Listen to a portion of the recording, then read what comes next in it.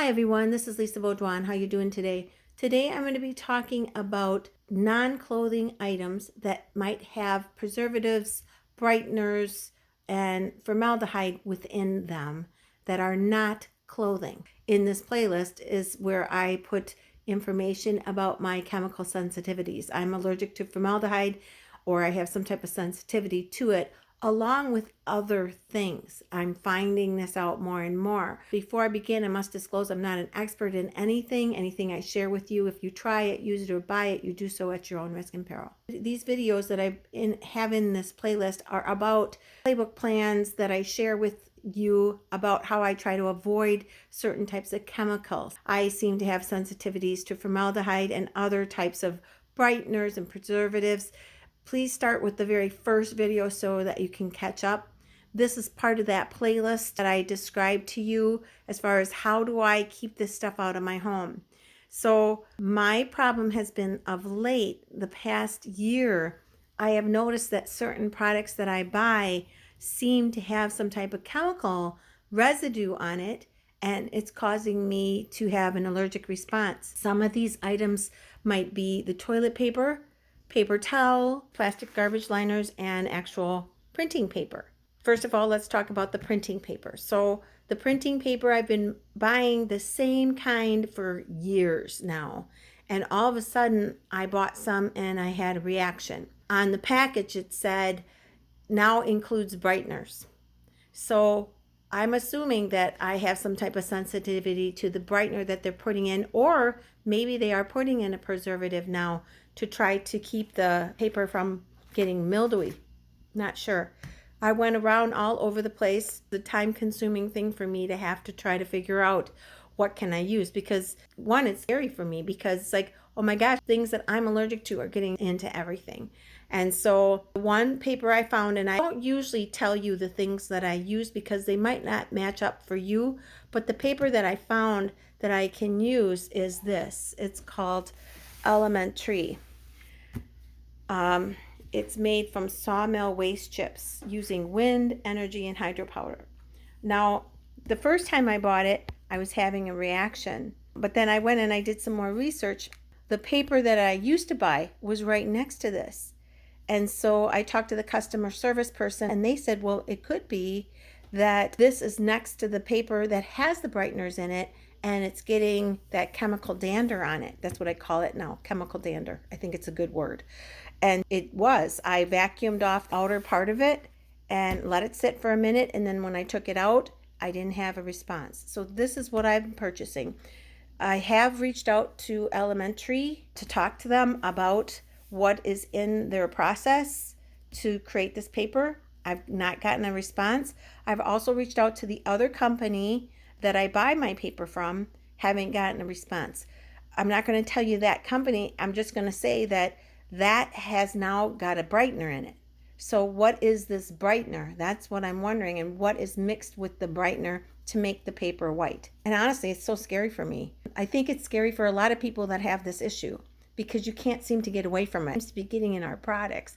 Other things are paper towel and toilet paper. A lot of times there's scented paper towel, scented toilet paper towel with pictures on it, decor on it. I avoid that. Now this is just your generic paper towel. I actually get this at Family Dollar or Walmart. I buy the cheapest brand. It seems to me that the cheapest brand does not provide the chemicals in it.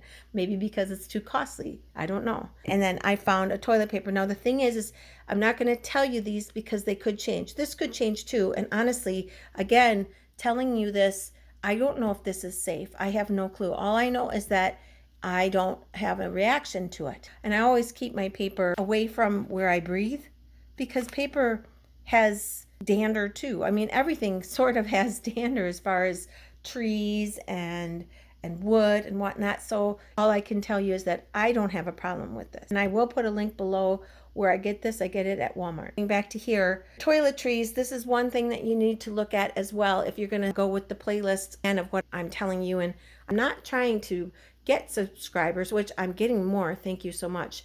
It's very difficult to do all these videos and to get them out there, and it takes me a lot because I'm trying to deal with things, my mental conditions, which I talk about in my playlist, and then trying to buy the right stuff so that I don't have an issue. And this part of the playlist is about what can I do to protect myself against these things? How can I avoid these items being in my home?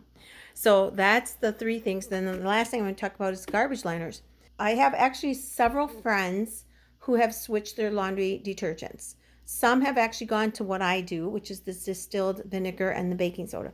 Some have not. How you talk to your friends and, the decisions that you make. Are you going to go with your friends? Are they going to come into your home? I had a friend who gave me some clothing, and she said that she really washed it well and there was no chemical in it that she would have thought. However, she gave it to me in a plastic liner. And what happened was a couple weeks ago, I met with her and I did have a problem with it. I had to treat my clothing. And again, I have videos on how I treat my clothing, how I wash it. But what she said was she realized that she gave it to me in a liner that was scented. So I avoid any types of scents on my plastic liners. And honestly, I kind of understand it, but I think it's just a gimmick. Personally, for me, I don't need plastic liners that are scented. I don't need anything scented. I don't even want anything scented. Why would I? I want my house to smell clean. And if I want, I will add some flowers, or do something like that. With your laundry detergent, what you can do is you can just add a little drop of whatever oil that you like into the laundry basin. Once you've got it filled, I would mix it with water first and then throw it into your wash machine. But I wouldn't add any scents. When I go out and I smell my garden, that's what I like to smell. When I come in and I have things like bananas, and these are organic, when I go to smell them, I can smell them. There's some zucchini my girlfriend gave me. I can smell these. Why would I not want to smell these? And I think sometimes when you have scented things, you lose the scent of things that actually should be scented. I notice sometimes with flowers and whatnot at a store that sells them, I don't smell them. It's so reversed. But this is what I do to protect myself. I just avoid all scented products. I avoid anything that has decor on it. I buy solid white, and I actually buy the cheaper brand that is sustainable. So that's up to you to figure out what brand you would use, and then you put that into your playlist of what you buy. The thing is, this can change. So if it starts to say things that it has scent in it, or it's got brighteners in it, or it's better, it's getting better and better.